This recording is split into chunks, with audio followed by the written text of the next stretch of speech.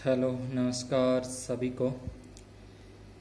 कक्षा 10 के अंदर अपने पिछली क्लासेस के अंदर प्रश्नावली 5वीं समाप्त स्टडी कर रहे हैं। उसका लगभग अपने पार्ट पूरा कर चुके हैं। थोड़े 2-4 क्वेश्चन बचे हैं जो आज की क्लास के अंदर पूरे हो जाएंगे। और इसके साथ ही ये जो चैप्टर है, ये अध्याय है अपना 5वां, वो भी पूरा हो जाएगा। तो स्टार्ट करते हैं आगे। प्रश्न नंबर 6 से 1 से 1000 के बीच 3 से भाज्य सभी विषम संख्याओं का योगफल ज्ञात करना है। तो ऐसी संख्याएं अपने को लेनी है जो 1 से लेकर 1000 के बीच में हो, यानी कि 1, 2, 3, 4, 5, 6 इस तरीके से 1000 तक। और साथ के साथ वो 3 से भाज्य होनी चाहिए और वो संख्या विषम भी होनी चाहिए, यानी कि एक तो उसमें 3 का भाग पूरा पूरा जाना चाहिए और साथ के साथ 3 का भाग तो पूरा पूरा जाए और विषम संख्या भी होनी चाहिए। तो इस आधार पे अपने संख्या जो लेंगे, जैसे 3 ली, 3 क्या है, पहली कंडीशन पूरी करें, 1 से 1000 के बीच है, तो ये 1 से 1000 के बीच है, 3 का भाग इसमें पूरा पूरा जाता है और ये विषम भी है। उसके बाद देखें 9 क्या है, 1 से 1000 के बीच में आती है, 3 का भाग भी जाता है और विषम भी है। वैसे 3 का भाग 6 के अंदर भी जाता है, पर 6 जो संख्या है वो 6 क्या है, एक सम संख्या, पर यहाँ पे बोला है कि विषम संख्याएं लेनी है।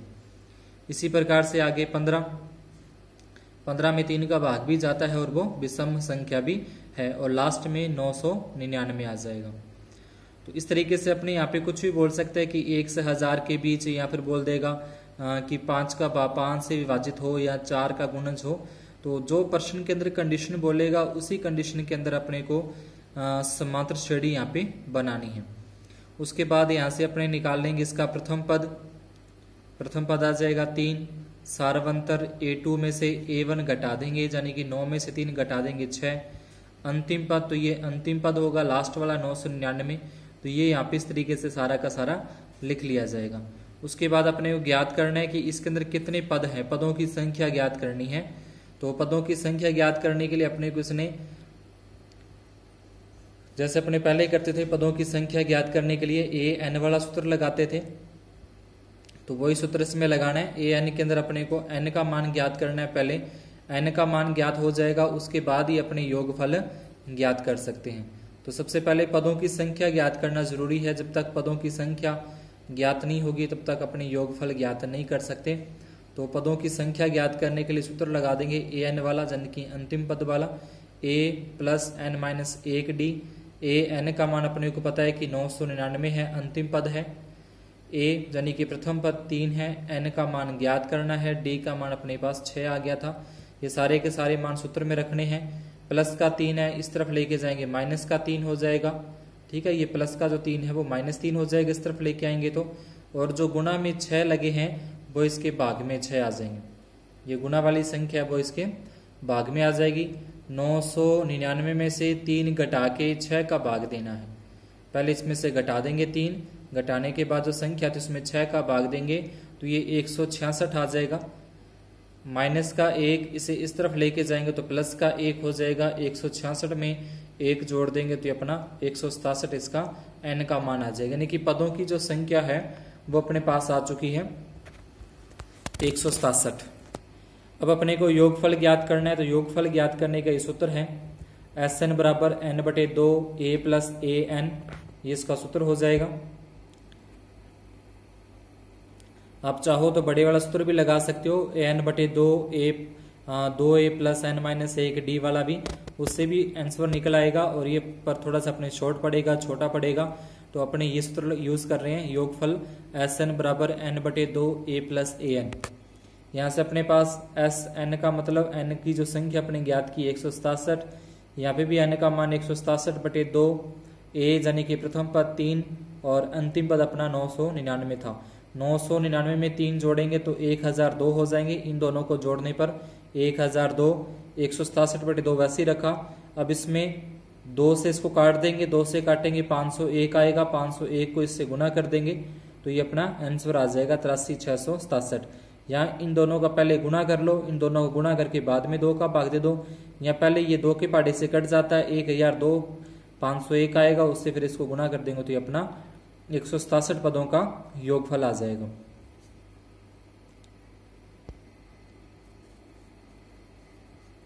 अब इसका ये 9वां सवाल देखें। इसमें लिखा है 280 रुपए की राशि 4 पुरस्कार देने के लिए रखी गई है। यानी कि कोई भी राशि 280 रुपए है तो उस 280 रुपए के 4 पुरस्कार, 4 इनाम देने हैं 280 रुपए के। यदि प्रथम पुरस्कार के बाद का प्रत्येक पुरस्कार अपने ठीक पहले पुरस्कार से 20 रुपए कम हो, यानी कि जो भी फर्स्ट नंबर पे आएगा, जो फर्स्ट आएगा, उसको जो इनाम दिया जाएगा उससे 20 रुपए कम होगा जो सेकंड नंबर पे आएगा, और जो थर्ड नंबर पे आएगा वो उससे 20 रुपए कम का इनाम मिलेगा, और जो चौथे नंबर पे आएगा वो तीसरे नंबर वाले से 20 रुपए कम का इनाम मिलेगा।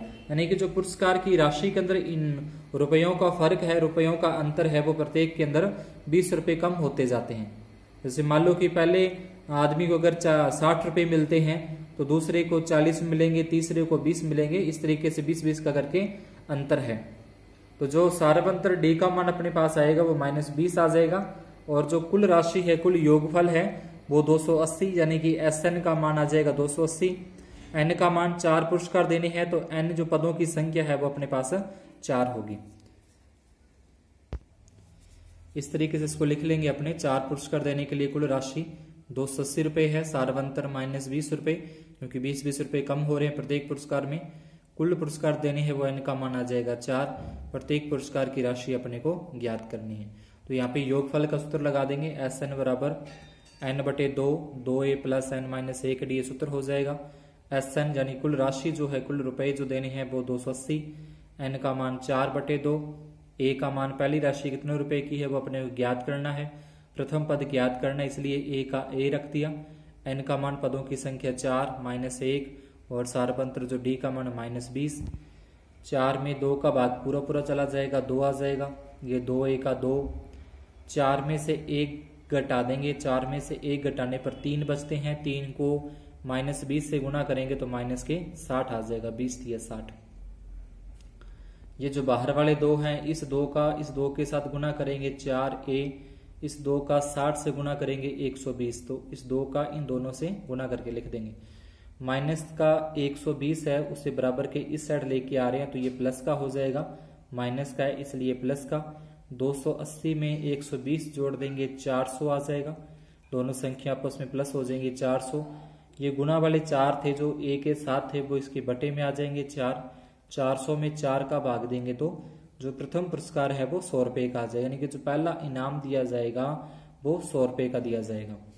प्रथम पुरस्कार 100 रुपए का, उसके बाद द्वितीय निकालना है तो वो उससे 20 रुपए कम होगा जो प्रश्न में बोला था, तो 100 में से 20 घटा देंगे 80। फिर तीसरा पुरस्कार देना तो और 20 घटा देंगे 60। चौथा पुरस्कार देना तो उसमें से और 20 रुपए कम कर देंगे तो यह आ जाएगा 40। इस प्रकार से ये 4 पुरस्कार अलग अलग रुपए 100, 80, 60, 40 के अंदर आ जाएंगे। उसके बाद अगला जो अपना सवाल है, टेलीविजन सेटों का कोई निर्माता है, टेलीविजन बनाने वाली कोई कंपनी है, वो पहले 3 वर्ष यानी कि तीसरे वर्ष है जो अपना जो टेलीविजन बनाने का मान लो फैक्ट्री का तीसरा साल हुआ, तीसरे वर्ष को उसके अंदर 600 टीवी बनाए उसने तीसरे वर्ष के अंदर, और 7वें वर्ष में उसने 700 टीवी बना दिए। यानी कि तीसरा जो साल आया उसने तीसरा वर्ष स्टार्ट हुआ उसको कंपनी को, तो तीसरे साल के अंदर उसने 600 टीवी बना दिए, और 7वें वर्ष के अंदर उसने 700 टीवी बना दिए। तो तीसरा वर्ष है तो A3 जैसे मैंने बोला था कि यहाँ पे 3 है तो इससे A कम D आएगा यानी कि 2D। 7वां वर्ष है तो 7 में से 1 कम आएगा 6D। ये 600 टीवी बनाता है और इसमें 700 टीवी बनाते हैं। तो इन दोनों समीकरणों को अपने हल करना है समीकरण 1 और 2 से, जैसे पहले मैं बता चुका हूँ किस तरीके से हल करते हैं।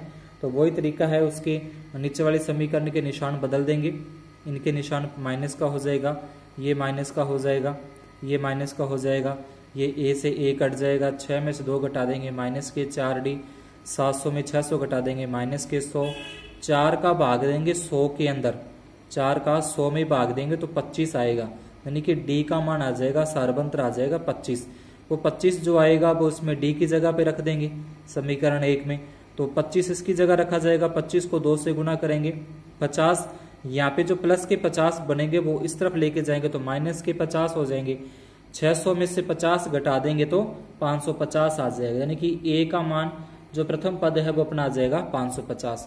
तो इसमें पहला पॉइंट ये पूछा है कि प्रथम वर्ष का उत्पादन कितना है, तो वो अपना आ जाएगा इसका उत्तर 550 आ जाएगा A का मान।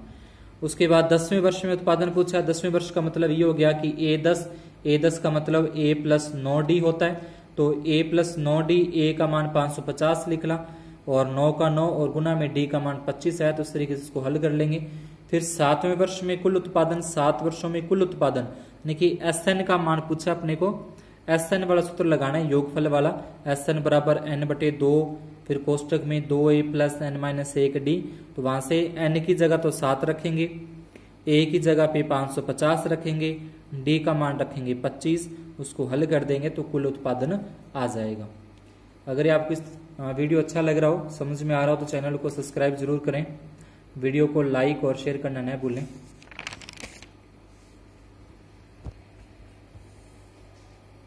उसके बाद थोड़ा नेक्स्ट टॉपिक आता है, इसी अंदर लास्ट है ये अपना, पदों की संख्या ज्ञात करना जब योगफल अपने को SN दिया हो।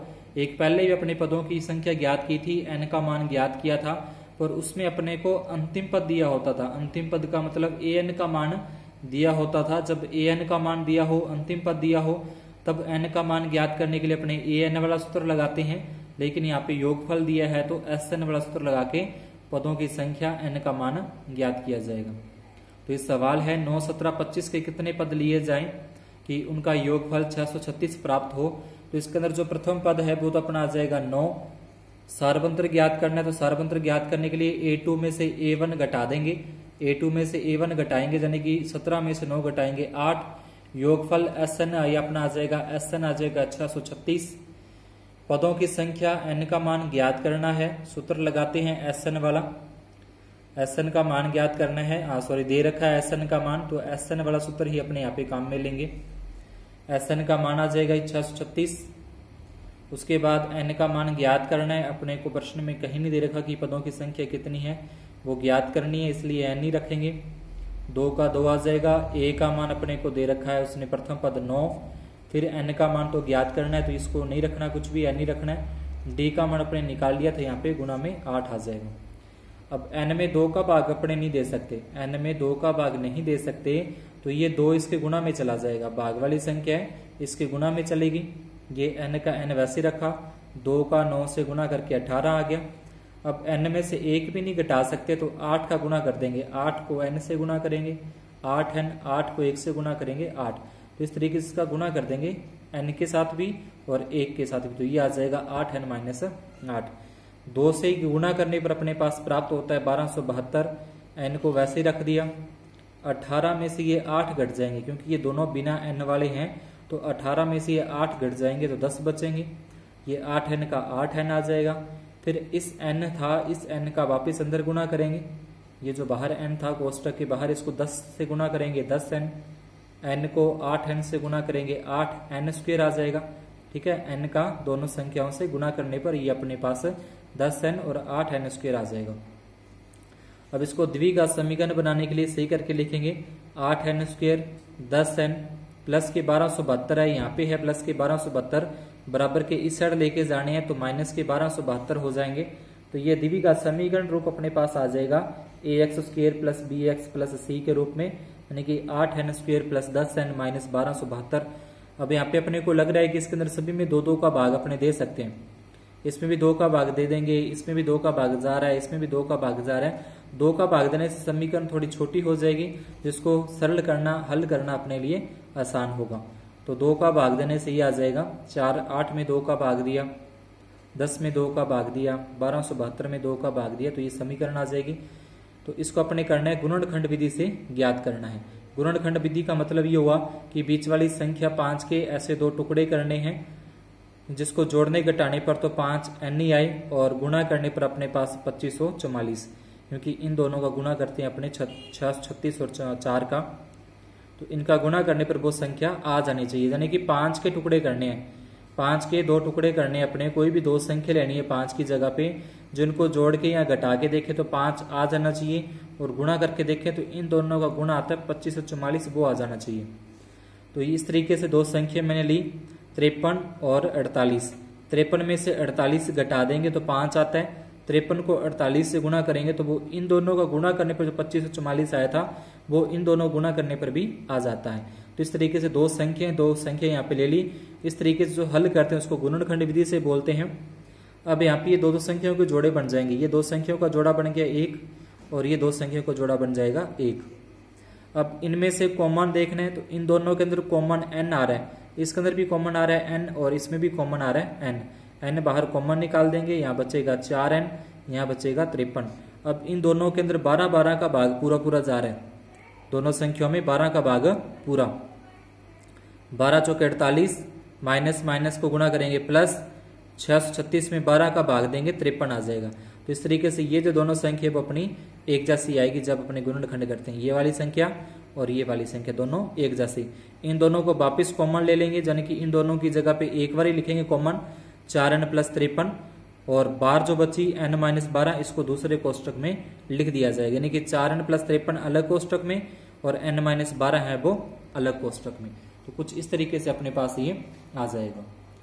अब दोनों के अलग अलग बराबर में 0 रखनी है, एक बार तो इसके बराबर में 0 रखनी है और एक बार इसके बराबर में 0 रखनी है। तो जब 4n + 53 बराबर 0 रखेंगे और एक बार n-12 बराबर 0 रखेंगे, तो अगर पहले मैं इसको हल करूं तो n का n ही रहेगा, प्लस के 53 बराबर की उस साइड लेके जाए माइनस के 53 और 4 इसके भाग में आ जाएगा, यानी कि प्लस की संख्या माइनस की हो जाएगी बराबर की उस साइड और गुणा वाले 4 है वो उसके भाग में चले जाएंगे।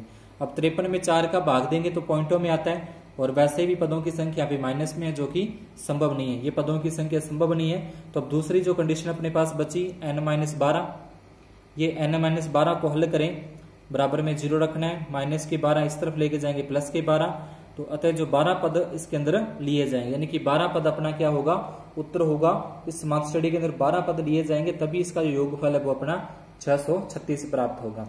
तो इस तरीके से ये सवाल है अपना। SN वाला सूत्र लगाना है पहले, इसके अंदर SN वाला सूत्र लगा के यहाँ से n के रूप में एक द्विघात समीकरण बन जाएगी। उस द्विघात समीकरण के गुणनखंड विधि से इसको n के मान ज्ञात करने हैं। n के 2 मान होंगे, एक माइनस के अंदर आ जाएगा तो वो अपने पदों की संख्या नहीं ले सकते, वैसा संभव नहीं है, और दूसरी संख्या वो भी अपना उत्तर आ जाएगा। तो इस तरीके से ये अपनी 5वीं जो प्रश्नावली है वो पूरी होती है। चैनल को सब्सक्राइब करना न भूलें, वीडियो को लाइक और कमेंट करके जरूर बताएं कि आपको कैसा लग रहा है। अगर नेक्स्ट चैप्टर अपना 6ठी प्रश्नावली यानी कि त्रिकोणमिति होगा। त्रिकोणमिति का जो परिचय है उसके अंदर सारणी उनको किस तरीके से अपने बनाना सीखते हैं और उसमें किस तरीके से मान रख के आगे सवालों को हल किया जाता है, उसके बारे में अपने विस्तार से चर्चा करेंगे। तो अगली क्लास के अंदर त्रिकोणमिति। धन्यवाद।